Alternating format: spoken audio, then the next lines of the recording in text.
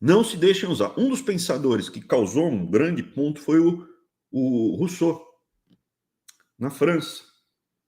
Geralmente coisa ruim vem muito. Eu gosto muito do vinho francês, culinário, mas tem o que vem de coisa ruim da França, de ideia ruim, né? Ideia errada. O Rousseau, ele espalhou essa ideia que a sociedade que corrompe o homem. O homem é bom. Existe o bom selvagem. O homem na natureza, ele é bom. É a sociedade que o corrompe. Então, o ser humano é bom, é uma força exterior que corrompe o ser humano. Então, a conclusão, precisa ter alguém que crie uma sociedade, controle a sociedade para permitir que esse homem bom continue bom. Esse homem não tem livre-arbítrio para escolher entre o errado e o certo. Esse homem não é um adulto, é uma criança. E eu, como sábio, vou tutelá-lo. É a base do totalitarismo. Isso é base do totalitarismo.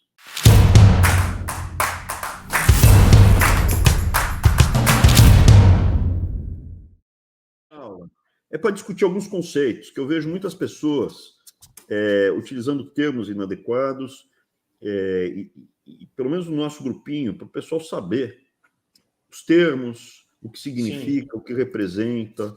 Lembrando, se você usa a linguagem do inimigo, você já está derrotado. Se você não pode falar certas palavras, você já está derrotado. Né? O George Orwell, na obra dele, definiu a novilíngua. Né? Então, você cria uma língua que você impede a pessoa de pensar ou se expressar, porque acabaram as palavras. Você tem que usar certos jargões e certas palavras. Existe também um filósofo aí mais estruturado, que é o Wittgenstein, austríaco, que ele fala justamente disso. As palavras, a linguagem, ela determina o pensamento. Por isso que você, inclusive, tem algumas línguas que geram uma maior quantidade de filósofos. Outros idiomas geram outras características. A estruturação do idioma determina como a pessoa consegue pensar e estruturar o raciocínio. Aquelas palavras gigantescas alemãs aparentemente facilitam a expressão de raciocínios mais complexos. Pô, Abrão, mas tenta me explicar muito bem. Tem uma palavra em português que não tem em outros idiomas. Saudade. Não é eu estou sentindo falta, né? I'm missing you, I missed you. Não é isso. É saudade. É uma palavra que você não é difícil de você traduzir totalmente a palavra. Existem certas palavras que você, ou no inglês, você vê, a forma de pensar é muito mais quebrada e estruturada. Ela se estrutura de uma outra forma, até mais simples. O inglês é uma língua mais simplória do que o português, que é mais rebuscado. Então, cada um tem conceito de duplo pensar. É a novilíngua, né? É a novilíngua, que está em 1984. O Leonardo aqui está mencionando. Então, gente, é isso. A gente não pode se deixar levar por jargões de esquerda, tem que saber o que eles... O exemplo máximo é o seguinte: conseguiram desmascarar que o comunismo é uma desgraça. É uma desgraça, o comunismo é uma peste demoníaca.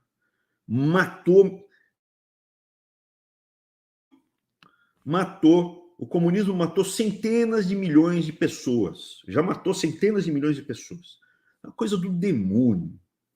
Maravilha, conseguiu desmascarar. O que eles fizeram? Mudou o termo. Eles não se apresentam mais como comunista. Comunista queima o filme, eu sou comunista. Queima o filme. Queima o filme. Como eles se apresentam hoje? Progressista. Eu sou um progressista. Progresso é ruim ou é bom? Hein, Elvis? É bom, né? Em termos gerais é bom, né, pô? Progresso é bom.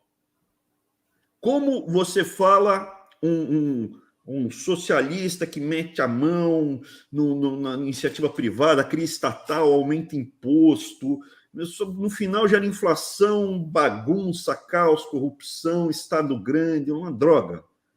Como eles se apresentam? desenvolvimentista.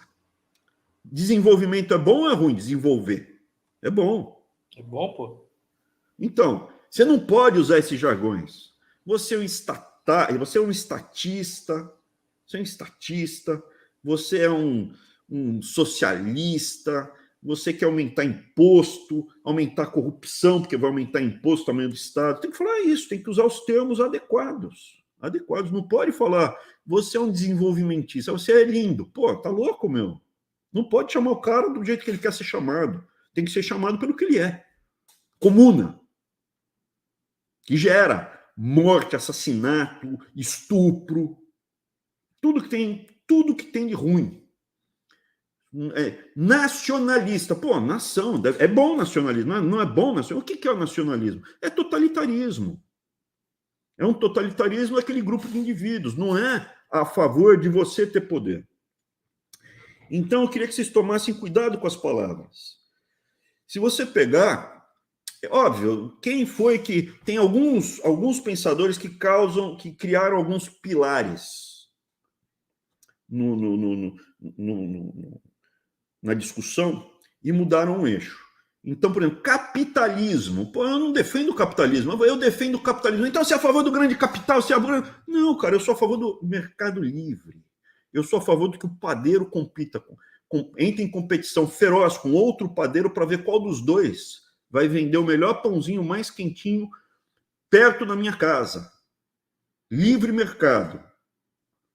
Capitalismo, eu não defendo a JBS, eu não defendo que o capital tenha predominância sobre o trabalho. O mercado de trabalho e o mercado de capital, cara, tem que ser livres. E eles disputem entre si, e isso gera bem-estar, gera crescimento, gera desenvolvimento.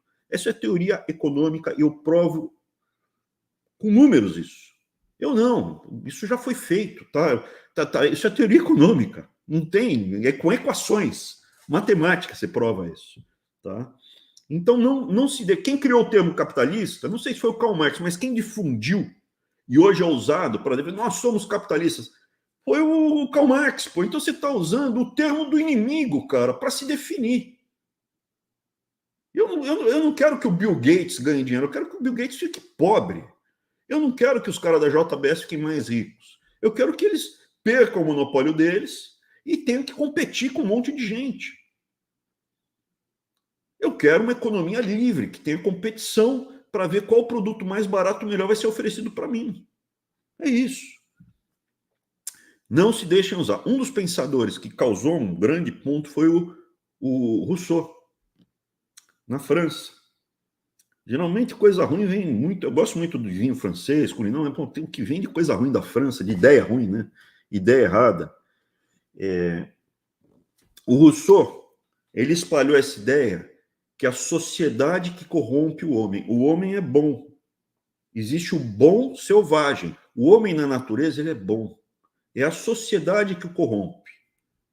Então, o ser humano é bom, é uma força exterior que corrompe o ser humano. Então, a conclusão, precisa ter alguém que crie uma sociedade, controle a sociedade para permitir que esse homem bom continue bom. Esse homem não tem livre-arbítrio para escolher entre o errado e o certo. Esse homem não é um adulto, é uma criança. E eu, como sábio, vou tutelá-lo. É a base do totalitarismo. Isso é base do totalitarismo. Perfeito? Então, o Rousseau, quando ele falou bom selvagem, não, senhor. Tem índio desgraçado, tem índio que não presta, tem índio bom. Gente é gente. Existem culturas piores que outras. Isso eu concordo. Tem cultura pré-colombiana que arrancava o coração das pessoas e jogava num poço. Você vai lá para a Península de Yucatán, são acho que 20 mil esqueletos de pessoas que eles sacrificavam. Então, veja, tem culturas piores e melhores. A cultura ocidental tem defeitos, tem muitos defeitos. Que eu saiba, até hoje, é a melhor que tem. Me prove que eu estou errado. Tem problema? Muito problema. Mas um dos pilares dela é, que está na Bíblia, o livre-arbítrio. Você é responsável pelas suas escolhas. São as suas escolhas que vão te condenar ou vão te salvar. Você é uma pessoa que está feita à imagem e semelhança do Criador, isso é, todos iguais, não tem ninguém melhor do que o outro, todo mundo foi feito à imagem e semelhança do Criador. O que vai nos diferenciar serão as nossas escolhas, como valor como indivíduo. Tem um monte de pilantra aí que ficou mais rico do que eu roubando joia. Roubando joia. Um monte de pilantra ficou mais rico do que eu roubando joia. Meu dinheiro eu ganhei e não tem uma mácula, uma acusação. E tem gente que, pô, eu conheci ao longo da minha vida que não ganhou dinheiro. Eu já contei a história aqui do Zé Guarda, José Crisóstomo. O cara estava no hospital do SUS com a cabeça toda amassada, eu fui visitá-lo. Era o segurança do Votorantim. Para ver se ele estava bem. Eu fui ver se ele estava bem. Conheci ele, enfim. Ele estava no trem, veio um maluco e jogou ele dentro da linha do trem, empurrou ele, bateu a cabeça no trilho, afundou a cabeça, quebrou, quase morreu. Aí tinha, dividindo o quarto no SUS, lá em Osasco, no hospital, no SUS de Osasco. Hospital bom, mas um SUS de Osasco. Ele estava dividindo o quarto, chegou a quentinha, com um chato. O cara, um chato, que estava melhor que ele. Os dois estavam mal, mas um estava melhor que o outro. Chegou a quentinha, o Zé Guarda abriu a quentinha dele, tinha lá a mistura, tinha carne, arroz, bife, tinha uma mistura, a quentinha que vem do SUS.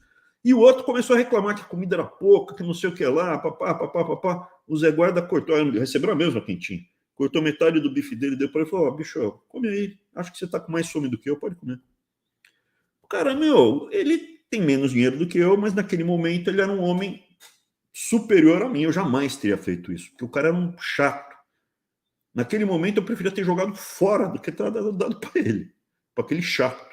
O Zé Guarda foi superior a mim naquele momento. O Bill Gates, eu considero uma pessoa muito má, tem muito mais dinheiro do que eu. Então, dinheiro, voto, né? O Lula teve mais voto do que eu, Barrabás teve mais voto que Jesus.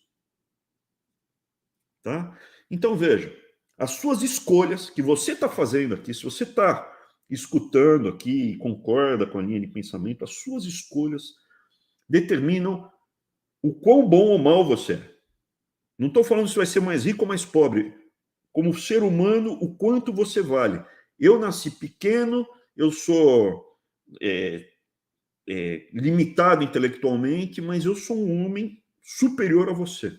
Como caráter, como postura, como valor. É possível. É isso que eu defendo, é nisso que eu acredito. E isso depende das suas escolhas. Livre-arbítrio. Base da cultura ocidental. Base.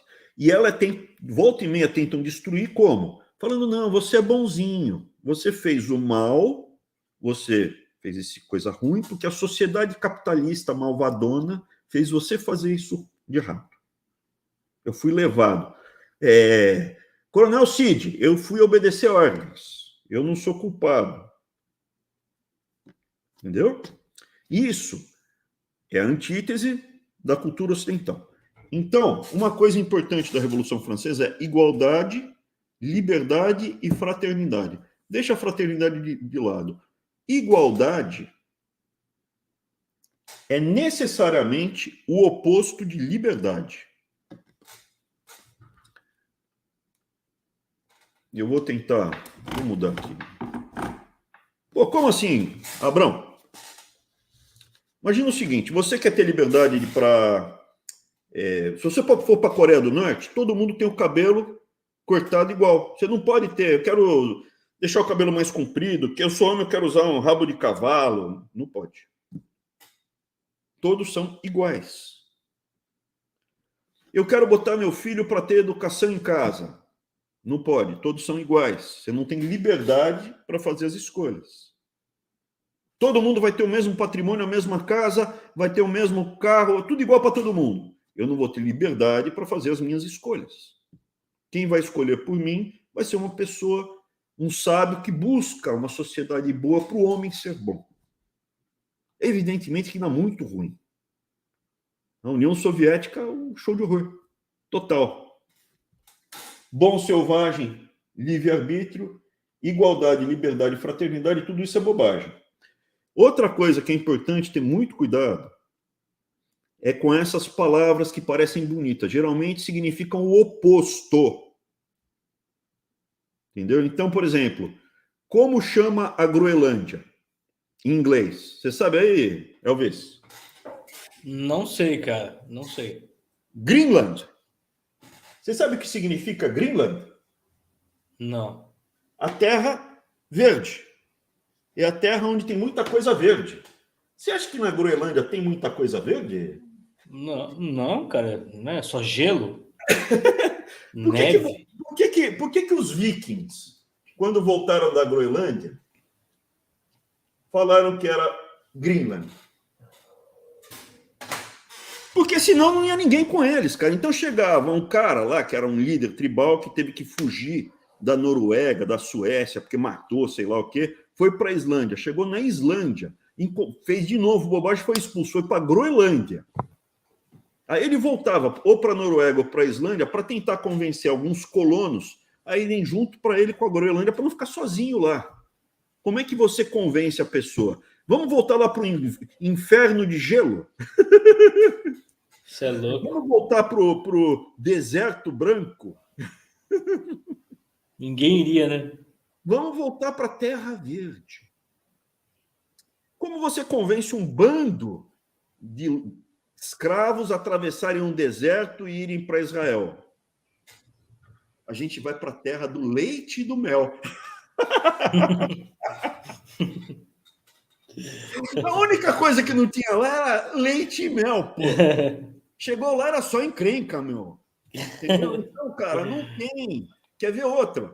Esses malucos vikings continuaram, foram para as Américas. Eles descobriram quem os primeiros europeus que chegaram às Américas foram os vikings. Como eles chamaram ali na costa, hoje é Canadá, né? Chegaram lá no Canadá. Como eles chamaram essa terra nova que eles descobriram? Vinland, a terra do vinho. Você acha que crescia uva lá? Para ir para lá, cara, você tem que convencer as pessoas. Como você faz isso, meu? Você inventa um nome bonito. Então, comunismo. O que é comunismo? Eu sou do campo progressista. Pô, cara, a última coisa que tem ali é progresso. Campo libertário. Pô, a última coisa que tem em um grupo que defende a igualdade, que uma pessoa não tem o livre-arbítrio, é liberdade, cara. Campo libertário. Não é liberdade nunca, cara. O cara que fala assim, não, o cara tem que ser morto porque ele é assassino, tal, não sei o que lá. Mas ele, quando era pequeno, não ganhou presente de Natal. Tudo bem, cara. Problema dele. Ele foi estuprado. Coitado dele, maravilha. Entre no processo, tal. Talvez não dê uma pena de morte, mas, enfim. Você sempre é. O dia que você não for senhor das suas ações, o dia que você fala assim, eu não tenho mais livre-arbítrio, você não tem mais liberdade, você deixou de ser um ser humano, cara. E aí vem uma coisa que é importante as pessoas terem em mente.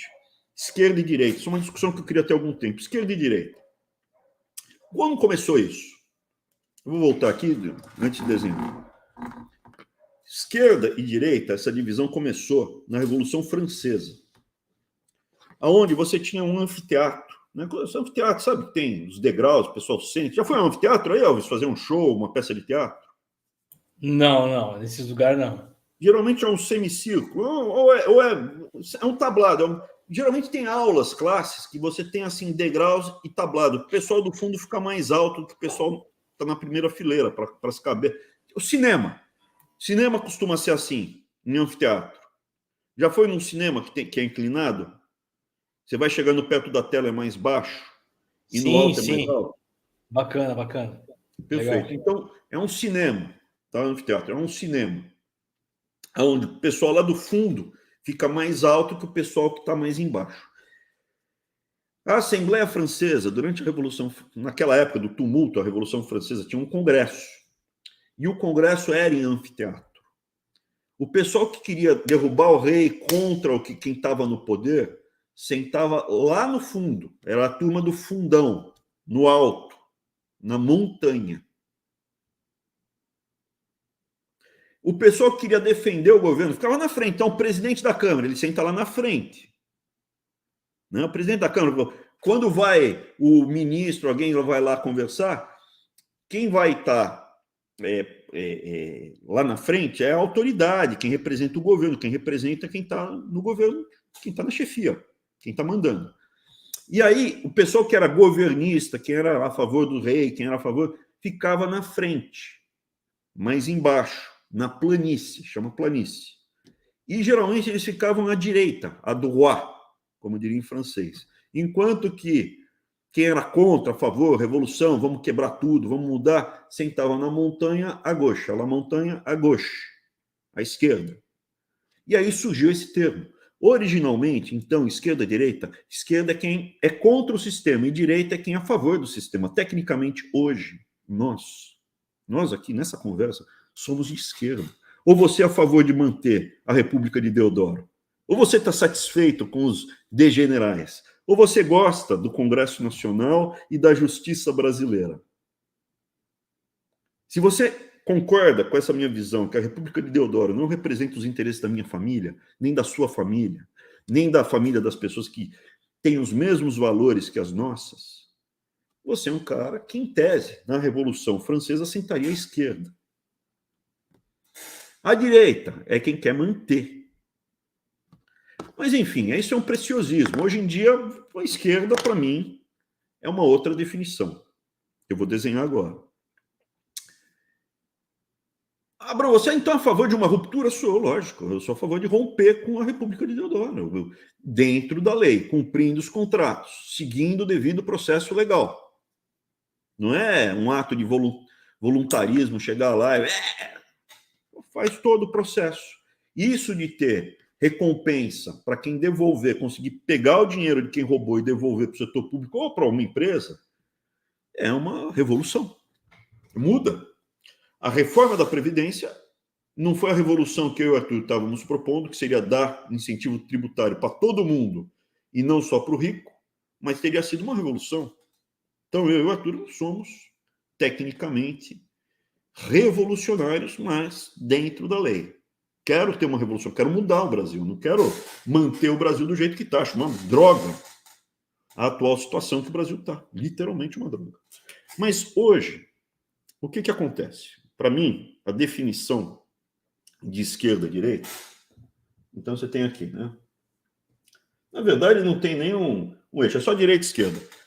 Aqui é totalitário, aqui é indivíduo. Aqui é livre-arbítrio. Livre-arbítrio. Aqui todo mundo é bonzinho. Foi alguém que fez mal para você ser mal. Então a gente precisa ter um sábio, um grupo de sábios, que vai dizer para você, seu animal, o que fazer para a gente ter uma sociedade boa, onde todo mundo possa viver em harmonia e bem. Totalitário. O indivíduo é uma engrenagem. Ele obedece. Não é nem um indivíduo. É uma engrenagem. É peça. Existe um objetivo maior, seja ter uma raça pura, o paraíso comunista na Terra, a plena felicidade que nós, sábios, vamos fazer com que todo mundo viva nessa harmonia maravilhosa. Ou aqui do outro lado é cada um com seus problemas. A única coisa que eu quero é ficar livre. Arcar com as minhas escolhas e usufruir delas. Fiquei rico. Propriedade privada, trabalhei, não gastei. É meu, é minha vida, meu sangue. Nesse campo daqui, extremo, comunismo. Um pouco mais, tem um pouco mais de liberdade, socialismo. Social-democrata tem um pouquinho mais.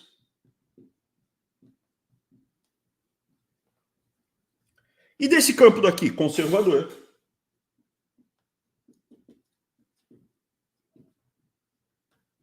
E eu tenho que falar isso.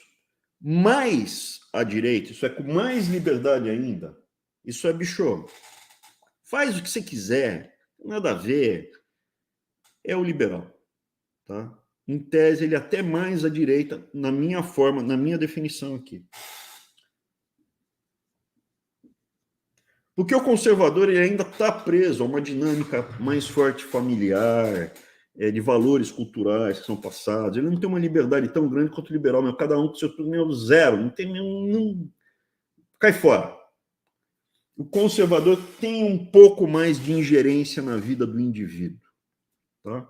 Mas, para mim, os dois eles estão na direita, enquanto esse grupo daqui vai para a esquerda totalitária. O indivíduo aqui tem pouco valor. O que importa é a meta que o sábio vai fazer, né? Que o cara que está no topo vai querer jogar. Aonde está o nazismo? Nazismo era, por exemplo, fascismo, nazismo, ele surge de comunistas, como, por exemplo, o Mussolini era comunista, e ele percebe na Primeira Guerra, ele foi lutar na Primeira Guerra, assim como Hitler foi lutar na Primeira Guerra, que os soldados, apesar deles serem todos trabalhadores, não eram os milionários que foram para as... Também foi gente rica lutar na Primeira Guerra, não foi só trabalhar, mas a imensa maioria das pessoas que estavam trabalhando, estavam lutando ali nas trincheiras da Primeira Guerra. A Primeira Guerra foi uma guerra de trincheira. Do ponto de vista do soldado, foi até pior que a Primeira Guerra, não da população, mas para o soldado, a Primeira Guerra teve país que, se eu não me engano, a França com certeza morreu mais na Primeira Guerra do que na Segunda. A Inglaterra, soldado, acho que também morreu muito mais soldado na Primeira do que na Segunda. Então, para o soldado, a Primeira Guerra foi horrorosa. Aí o que acontece? Os socialistas achavam que quando eles se rebelassem, tal, um trabalhador não ia atirar no outro, eles iam se unir, né? Proletários do mundo, univos, né? De pé, ó, vítimas da fome, de pé, famélicos da terra. Por isso que até o conceito comunismo é uma revolução global. Só que eles perceberam que não, você tem vínculos culturais muito fortes que passam, e o francês está no grupo dos franceses, o alemão está no grupo dos alemães, o italiano está no grupo dos italianos, e aí cada um vai tentar se defender. Né? Existe um vínculo nacional forte, um vínculo de nação, que é uma nação conjunto de famílias que tem os mesmos valores e os mesmos objetivos. Então, hoje, o Brasil ele é uma nação que está começando a se dividir. A gente fala o mesmo idioma, come a mesma coisa, mas os nossos objetivos começam a se dividir. Pode ser que se juntem de novo, sim. Os Estados Unidos era uma nação e teve uma guerra civil porque o Sul queria se separar do Norte. Voltando aqui. Nação, socialismo. Naquela nação vai ser tudo igual.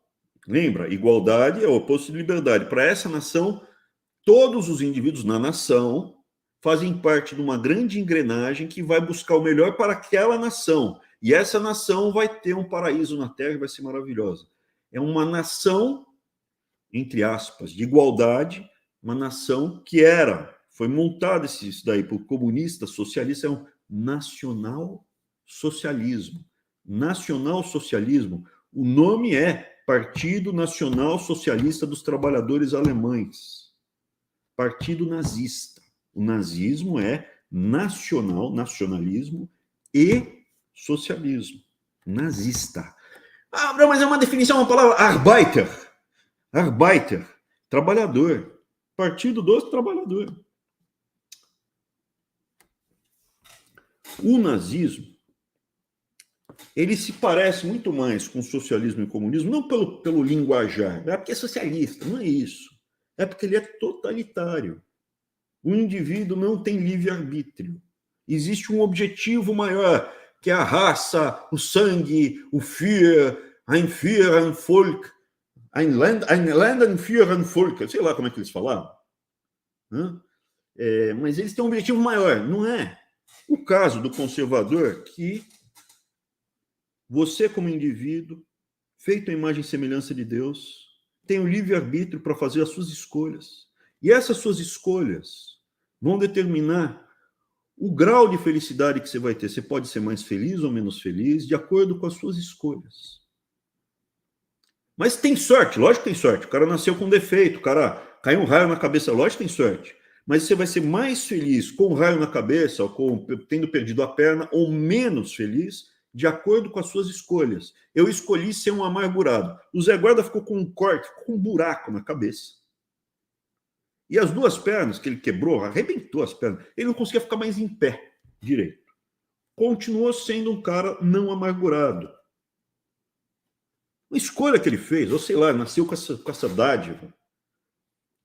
conservador. Mas nós ainda temos algumas restrições, graus de liberdade menores do que o liberal. O liberal, meu, voa. Só que quando um liberal é confrontado com uma cultura exógena, como o que está acontecendo agora na Europa, ele é mais facilmente dominado. É muito mais fácil você entrar num país totalmente liberal e começar a queimar a igreja, passar a mão no bumbum da mulherada, fazer as loucuras, né? Num país liberal do que num país conservador. O conservador fala, bicho, aqui não, cara. Não, senhor, não aceito. Volta para o buraco de onde você saiu, cai fora, vai para a cadeia. O conservador, ele não permite o mesmo grau de liberdade que um liberal permite. Então, assim, essa era uma definição que eu queria deixar claro para vocês. Por isso que o nazismo, eu coloco o nazismo aqui, o nacionalismo, parece uma palavra bonita também, nação, nossas famílias, tal. Nacionalismo é um projeto totalitário. Positivismo, projeto totalitário. Tem um projeto totalitário alternativo que seria a anarquia.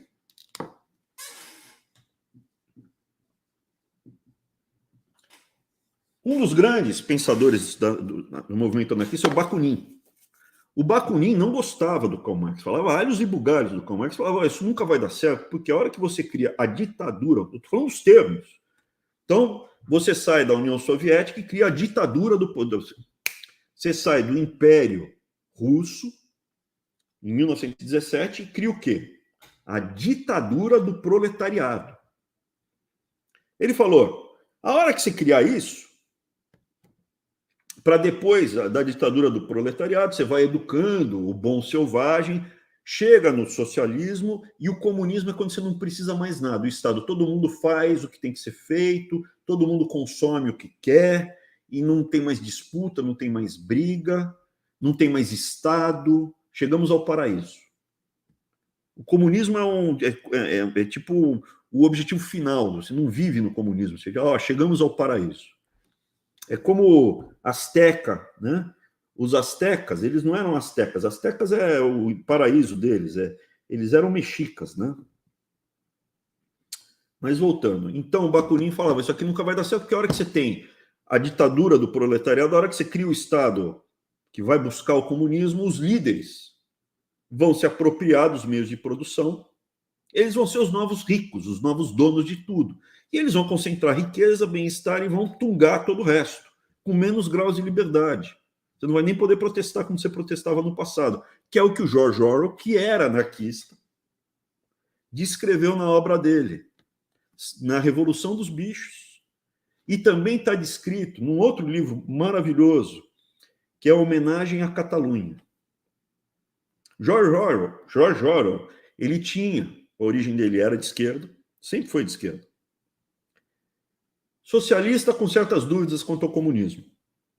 As primeiras obras dele, ele descrevia como era, ele vivia como um mendigo, ele passava um ano como mendigo, nas ruas de Paris, nas ruas de França, em Paris, em Londres, pela Inglaterra, limpando, lavando louça. O cara realmente...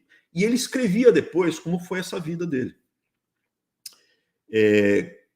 Quando tem a Guerra Civil Espanhola, em 1936, ele vai lutar contra o Franco. Mas ele não vai lutar com os comunistas, ele se alista no exército, no movimento anarquista que ficava ali na Catalunha, em Barcelona. E o que acontece? Você tem os republicanos, que eram comunistas, recebiam dinheiro do Stalin. Você tinha Franco, que era fascista, nacionalista, contra os comunistas, que recebia dinheiro da Alemanha nazista. Por isso que a Guerra Civil Espanhola é uma guerra de teste, onde você testa os equipamentos e as armas que foram usadas na Segunda Guerra Mundial. Ali você testa muita coisa. Como está acontecendo agora na Ucrânia. Eu vou repetir. A guerra da Ucrânia é uma guerra teste. Bruno, você está achando que vai ter a Terceira Guerra Mundial? Não sei se vai ter ou não vai ter. Acho que não. Mas eles estão testando uma série de equipamentos e técnicas. Drones. Inclusive estão descobrindo que muita coisa que eles imaginavam não funciona. A guerra hoje, mesmo com a tecnologia dos drones, das roupas que você utiliza, está utilizando roupa que não pega mais, porque hoje o pessoal põe os óculos que detectam o calor, então o soldado vai atacar à noite e você dá um tiro no cara que está vendo o cara, com os óculos de visão noturna. Tem roupa já que bloqueia o calor. Então, estão testando um monte de coisa. E descobriram agora que é uma guerra de trincheira de novo. Voltamos para uma guerra de trincheira. Estou dando toda essa volta para falar do Bakunin. George Orwell era um anarquista. Por quê? Porque ele prezava muito a liberdade. A liberdade é fundamental para o George Orwell. E ele vai lutar na Catalunha contra o Franco. Então tinha ali na Catalunha, ali em volta de Barcelona, você tinha os anarquistas e no miolo, Madrid, parte norte, você tinha os comunistas. E quem vai para cima dos anarquistas, os dois lutando contra o Franco, só que lá pelas tantas, como você tinha mais liberdade, mais, enfim, os comunistas vão para cima dos anarquistas e matam os líderes anarquistas e tomam a Catalunha e vira comunista. E por isso que o George Orwell descreve na obra dele, 1984, e no Animals Farm, exatamente o que é o comunismo, o socialismo, o stalinismo. Ele sai de lá, ele leva um tiro no pescoço por uma questão de muita sorte, um milagre. Eu acredito que foi um milagre. Ele não morreu. Ficou com um problema na fala. Então, quando você escutar ele falando, tem vídeos dele falando, tem uma vozinha assim, toda sequela do tiro que ele levou no pescoço. Volta para a Inglaterra e escreve. Mas ele continuou sendo uma pessoa monástica, uma pessoa que era contra bens materiais, preocupado com o indivíduo, com as pessoas. Era uma pessoa especial, eu acho. George Orwell era uma pessoa especial. Tem um livro dele que ele escreve várias coisas, né? Ele fala muito da cultura inglesa do pub. E ele gostaria de ter... Quem nunca foi para a Inglaterra? Eu nem sei se ainda tem pubs de verdade na Inglaterra. Quando eu fui as primeiras vezes na Inglaterra, ainda tinha muito pub, né? E para entender por que tem o pub, é por causa do clima também. Você entra, você está andando naquele frio, na chuva, tal, você entra, dá uma esquentada, toma alguma coisa e continua a sua jornada. É um ambiente coletivo, né? Tá aquecido, é uma sala, as pessoas não tinham dinheiro para esquentar as casas. Enfim. E ele descreve o pub que ele gostaria de ter, onde você vai comprar sua cerveja, onde você vai... Você leva para casa a cerveja. Cerveja faz parte da alimentação, fazia, não sei como é que é hoje. Você come alguma coisa, e ele descreve o pub dos sonhos dele, onde teria um pátio para crianças, você poderia pegar cerveja, se eu não me engano, é o reflexo da lua na água. O nome do pub dele, poético, é muito bacana. Eu gosto muito do George Orwell, a obra dele. Voltando. Então, George Orwell, ele era anarquista. O anarquista preza a liberdade. O único experimento que eu acho que teve, de fato, anarquista no mundo foi ali na Catalunha por um período muito curto de tempo. Deu certo? Óbvio que não vai dar certo. Eu acho que o ser humano é intrinsecamente bom e ruim. Temos dentro de nós o mal e o bem. O que funciona é economia de mercado, e tem que ter leis, tem que ter governo. Um governo que é para o povo, pelo povo e do povo, não? E não um governo da República de Deodoro. E o Bakunin descrevia exatamente isso. Então, uma coisa que eu tenho dificuldade de colocar nesse gráfico, que seria os anarquistas. Eu acho que eles estariam aqui, né?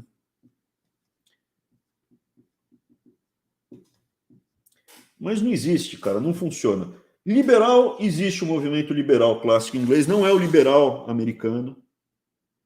O que aconteceu aqui nos Estados Unidos é a mesma coisa. Eles pegaram uma coisa que soa bem, capturaram, deturparam. Então, liberal aqui nos Estados Unidos é socialista. Na Inglaterra, não. Liberal é liberal. Tá? Anarquista, eu acho que estaria também aqui à direita, mas não são representativos. É um movimento etéreo, é um movimento ficcional. É uma utopia. Na minha opinião, uma utopia, o anarquismo. Então é isso. Era isso que eu queria falar para vocês. E aí, meu, tudo bem? É isso aí. Só uma observação. O Edmund Burke era do Partido Liberal, né? Do britânico. Sim, sim, Ele é você teve na Inglaterra, os liberais, por exemplo, eles eram. Tem várias histórias, né? O liberalismo ele prevê o quê? Todo mundo tem que sair do mesmo patamar, todo mundo sai do mesmo patamar. E aí, ao longo da sua vida, você junta dinheiro e se resolve. Então, ele tem a meritocracia mais estabelecida. O indivíduo, o valor do indivíduo é mais importante do que o da família dele. Lembra? Está mais à direita. Na minha concepção, posso estar falando, você tem um direito total, óbvio, de discordar. Você é um homem livre, livre-arbítrio. Então, por exemplo, o que acontece? No liberalismo, eles são contra a herança. Zero herança.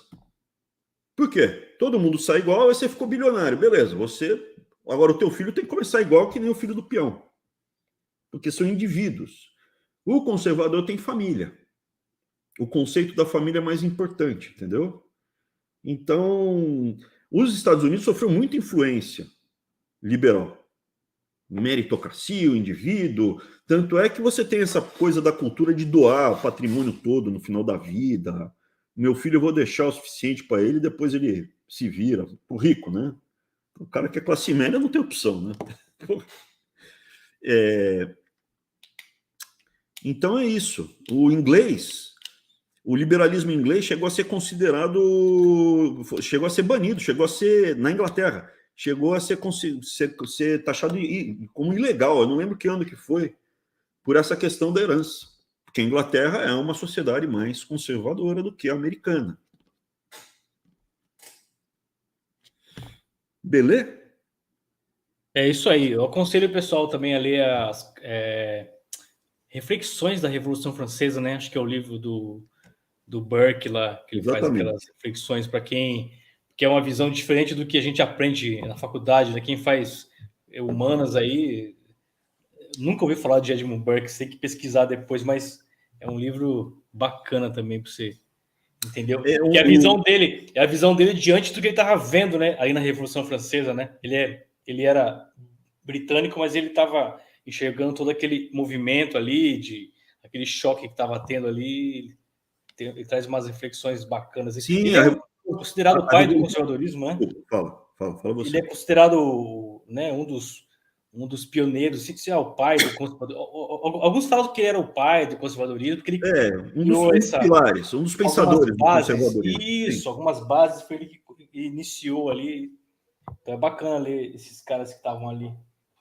E a visão deles, né, diante daquele movimento que ficou famoso no mundo inteiro, né, de liberdade, fraternidade, Veja, conservador existe. O conceito do conservador existe desde sempre. Os Tories são conservadores desde sempre, muito antes do Edmund Burke. Sim. Muito antes. Então, Tory existe desde sempre na Inglaterra. Antes em outros países do mundo, o conceito do conservador também existe desde sempre. Mas ele talvez tenha esquematizado melhor. Ele talvez eu acho que daria para dizer, ele foi um dos que mais esquematizaram e formataram o que seria hoje uma definição do que é um conservador. Primeiro que conservadorismo, Tory, ele foi... Veja, tinha conservador aqui no Brasil. Tinha conservador no Brasil. Se apresentava como conservador antes de Edmund Burke. Então, acho que ele conseguiu esquematizar de uma forma que difundiu mais o que é o conservadorismo, algumas ideias. Que é o que a gente está tentando discutir aqui. O que a gente está fazendo isso é tentar definir o manifesto conservador, que é o que a gente está trabalhando. Eu já não estou pondo a mão nele, já tenho uns 8, 9 meses. Vocês aí que estão me escutando, vocês pegaram, estão levando adiante. Tem um grupo grande de pessoas trabalhando, desenvolvendo, e vão escrever, e vai sair esse manifesto com uma pleiade de pessoas trabalhando nele.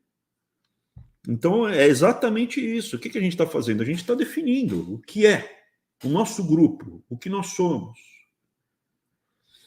Esse que é o manifesto conservador. Pode ser um grupo grande, pode ser um grupo pequeno, mas essa é a nossa cara. Então, o Edmund Burke ele conseguiu fazer isso. Mas já tinha conservador, até se apresentava como tal no Brasil, Portugal, na Inglaterra. O liberalismo chegou a ser considerado revolucionário. Agora esqueci quem passou aqui, ANCAP, não sei o que, ela falou que o Marx se inspirou em algumas ideias. Lógico que se inspirou. Veja, as pessoas, elas são porosas, elas não são fechadas. Muitas coisas que eu falo aqui, como eu li muito a obra do Marx, infelizmente, mas eu li. Ele me acaba, eu tenho todos os conceitos para discutir com qualquer um. Tanto é que quando vem a esquerdinha discutir comigo, eles ficam tudo sem os dentes no chão, discutir conceito. Nunca apareceu. Geralmente acontece antes das entrevistas, antes de conversar. Teve um lá que veio me perguntar, eu esqueci, um que de vez em quando aparece no Galãs Feios, que foi da Jovem Pan um tempo. Ele veio me perguntar, você não concorda com o marxismo por quê? Daí eu falo, olha, porque o steady state não vai ser alcançado, porque existe conceito de revolução, não existe conceito de revolução tecnológica, então isso, blá, blá, blá. Comecei a discutir, né, mas valia bobagem, comecei a apresentar falhas na teoria marxista mesmo. Então você sofre influências, às vezes eu uso jargões, termos, ou estruturo raciocínio com base em ideias marxistas. Às vezes eu estruturo o pensamento com base em ideias da Revolução Francesa, que é glamourizada, é muito glamourizada no Brasil. A Revolução Francesa foi uma carnificina. Vamos fazer uma ruptura, Elvis? Os ingleses fizeram uma mega ruptura. Sim. Eles chegaram para o rei e falaram, bicho, você não tem poder absoluto, você não pode entrar na minha casa à noite, você não pode entrar na minha casa à noite, você não pode me prender. Estamos falando, século XIII, cara. Me corrija aí, se alguém souber. Eu acho que é século XIII, cara. A pessoa não pode ser presa sem o devido processo legal, sem direito à ampla defesa. Você não pode entrar na casa dela. A casa dela é o palácio dela, é o castelo dela. Não precisa ser dela. Ele está alugando, enquanto estiver pagando, você não entra na casa. É dele. Bicho, o rei tem poderes limitados. Isso foi feito uma revolução com pouco sangue. Os ingleses fizeram algumas revoluções nesse sentido com relativamente pouco sangue, muito menos do que os franceses. A Revolução Americana também foi uma revolução. Rompeu com a Inglaterra e, em termos relativos, teve muito menos sangue do que na França. Então, assim, Magna Carta, obrigado. O Arthur aí, eu acho que está... Que ano que foi, Arthur? Magna Carta. Daqui a pouco o Arthur coloca aí. A Magna Carta, uma revolução. Então, gente, eu sou a favor de mudanças estruturais, rupturas. A Magna Carta, acho que é 1215, eu acho, né? Magna Carta? Acho que é 1215, eu acho. Hein? Não, século XIII. Século XIII. Obrigado. Obrigado, Elvis. O Elvis também é cultura, 1215. Pô, sabia o ano certinho. 1215. Eu lembrei das primeiras aulas aqui. Então, gente, o que acontece? Eu sou a favor de revoluções que sigam um processo legal. Né? Óbvio, o Brasil toma droga, vamos mudar lá. Não, vamos ficar como tá, porque eu sou conservador, que nem aquele maluco daquele milico lá que eu fui debater. Você não pode ser contra porque você é conservador. Não, tá tudo errado, tem que mudar, cara. O exército é uma droga. Do jeito que tá, uma vergonha. Muda.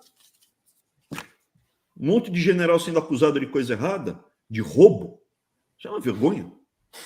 Total. General prestando continência para uma potência estrangeira que está transformando o Brasil para uma colônia. China.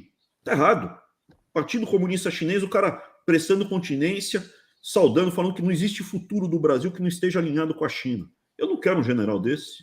Óbvio. Mas então, como você vai desobedecer a ordem instituída? Eu sou homem livre. Eu nunca mandaria um filho meu para uma guerra para lutar sob as ordens do general Ramos, do general Heleno, do general Braga Neto. Nunca! Seu filho vai ser usado como bucha de canhão. Não vai ser para defender as nossas famílias que ele vai morrer. A gente vai ver coisas ainda muito piores que vão aparecer envolvendo generais. Ok. Ah, mas Abraão é obrigado. Então você é um desertor. Não sei o que lá. O meu vínculo é com a verdade. Eu seria um desertor da Alemanha nazista? Seria. Lógico que eu seria. Ah, mas você é judeu, você não tem... Como nazista, eu sou judeu, metade judeu, mesmo que geneticamente, quando fiz o meu DNA, não deu, né? Mas, sim, tá bom, mas mesmo que eu não fosse, eu não lutaria do lado do Hitler. Não, por quê? Porque é um demônio. Eu não lutaria com o Stalin, porque é um demônio. Mas você é obrigado, você é um desertor. Eu vou tentar escapar desse inferno. Eu não lutaria sob as ordens do presidente Lula. Não. Não mandaria o meu filho para a guerra para defender o presidente Lula. Não. Eu acho que é uma pessoa que seria capaz até de vender o Brasil por dinheiro. Esses generais, eu acho que alguns deles poderiam até vender o Brasil por dinheiro, a troco de relógio. Poderia. Talvez, não estou acusando, hein? Mas eu desconfio deles. Não vou falar do Arthur Lira, cara. Meu, Arthur Lira dispensa apresentações. Quem gosta do Arthur Lira, teu lugar não é aqui, cara. Se você gosta do Arthur Lira, o seu lugar não é aqui no Weintraub Sem Filtro. Acho que eu falei disso. Chega, né? Feriadão. Peguei. Vim pescar um peixinho aqui, ó. Acabei de pegar, ó. Só que por enquanto, só peixe pequenininho. Vamos ver se mais pra frente a gente pega o maior. Voltei da pescaria, tomei um banhão e refletindo. Cada peixe a sua isca. Pode pegar bolsonarista. Aproveitando, dado que a gente falou de relógio, próxima sexta-feira vai entrar o Sem Filtro, novo horário, às 8 horas. A gente se vê lá. Abraço.